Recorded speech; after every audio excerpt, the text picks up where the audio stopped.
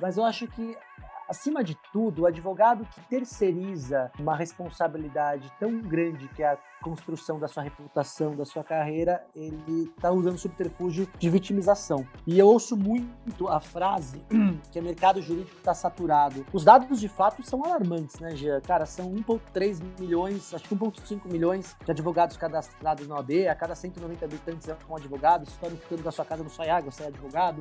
O Brasil tem 1.400 faculdades de direitos, o mar do mundo são 1.100, ou seja, o Brasil é a máquina de produzir advogado.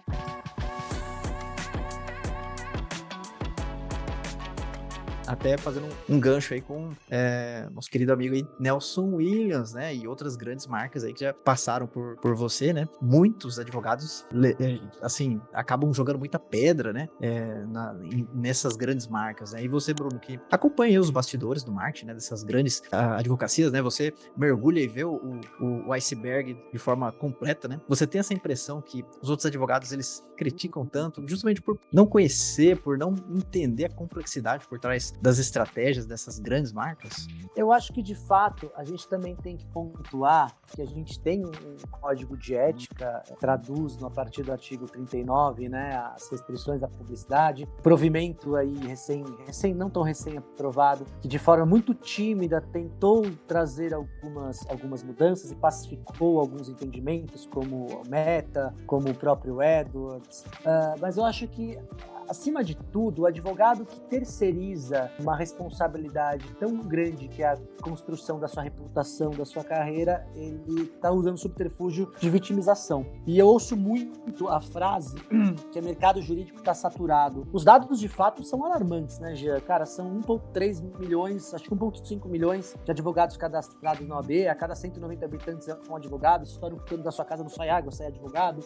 O Brasil tem 1.400 faculdades de direitos, o mar do mundo são 1.100, ou seja, o Brasil é a máquina de produzir advogado. Mas por que a gente fala de Big 10, Big 20? Porque esses escritórios de fato entenderam uma modulação não só de publicidade, de forma muito nessa publicidade, mas de gestão jurídica diferente dos demais. Quando a gente fala, por exemplo, do Nelson Williams, houve aí eu vou usar até o exemplo que você trouxe do lançamento do Tesla, onde ele lançou um Funko. O Nelson Williams lançou um Funko. Cara, foi absolutamente rechaçado por alguns. Mas aqui eu trago um convite sem julgamento, um convite ao diálogo. O Nelson Williams, ele, junto com esse boneco Funko, ele fez uma parceria com a Laerte, onde ele saiu no Dia do Advogado, na capa do Estadão e na capa da Folha, onde, durante o mês do advogado, ele fazia semanalmente tirinhas que explicavam a história da advocacia. Gostando ou não, vamos pensar aqui em dados. Isso ficou 3 meses no top trends da advocacia. Todo mundo falava disso. Saiu em todos os portais jurídicos.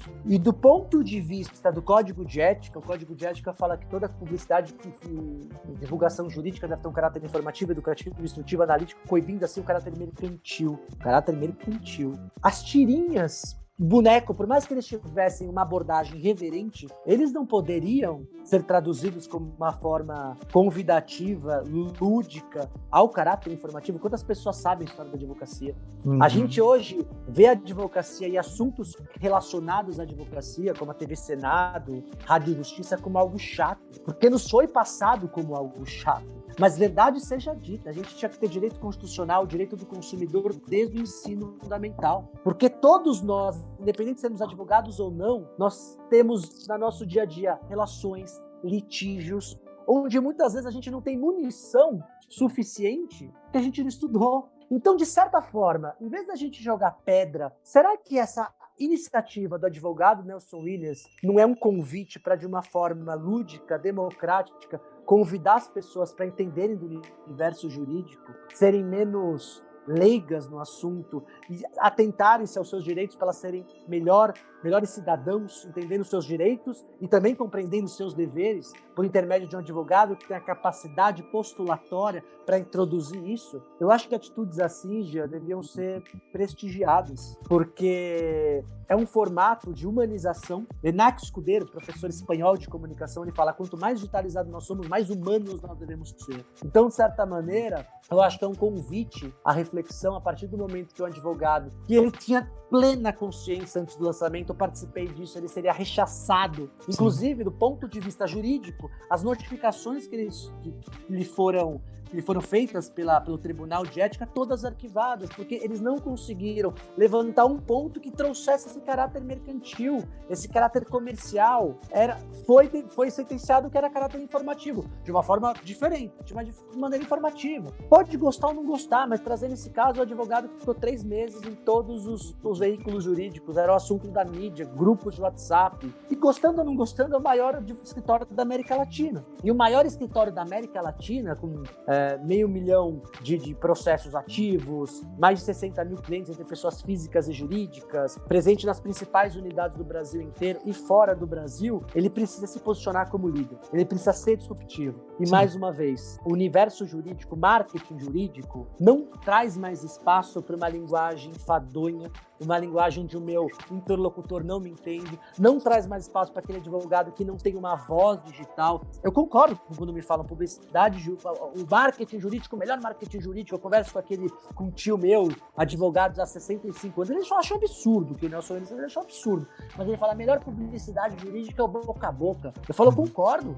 100%, só que o boca a boca hoje ele é pulverizado Sim. no meu compartilhamento de um vídeo, num comentário que eu faço numa rede social, onde eu vejo um conteúdo informativo, onde aquilo aquece a minha dúvida e eu trago para mais alguém da minha comunidade. Esse é o boca a boca. O boca a boca ele não deixou de existir. Ele é apenas digital. A modalidade da advocacia, desde a Grécia Antiga, e alguns termos que nós usamos hoje, de fato, o digital trouxe mais à tona, mas, por exemplo, a cultura do cancelamento.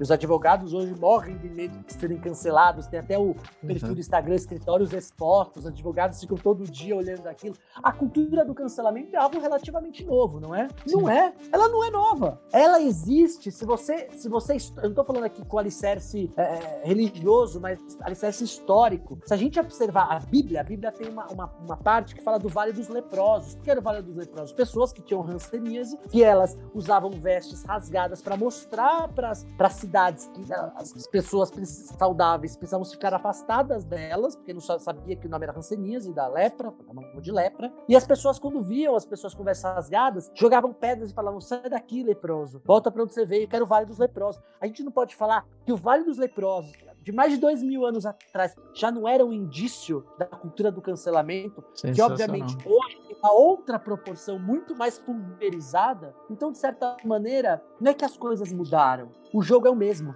O jogo de poder, o jogo de vaidade, o jogo de pertencimento. Maslow fala muito bem isso, da pirâmide das necessidades, onde nós temos as fisiológicas, as de segurança, e no topo está a autorrealização. Isso sempre foi a mesma coisa. A questão é, as ferramentas hoje, as tecnologias hoje que nós temos, pulverizam de uma forma muito mais volumosa, de uma maneira muito mais grandiosa, rápida e célere, a comunicação. Esse conteúdo foi legal para você? Então seja legal o conteúdo. Dê um joinha, marque como gostei, faz um comentário, envia para um colega, assim você ajuda que esse conteúdo chegue a mais pessoas e aí nós conseguimos criar cada vez mais e melhores conteúdos para você. Eu conto com a sua ajuda, combinado? Um grande abraço e até a próxima!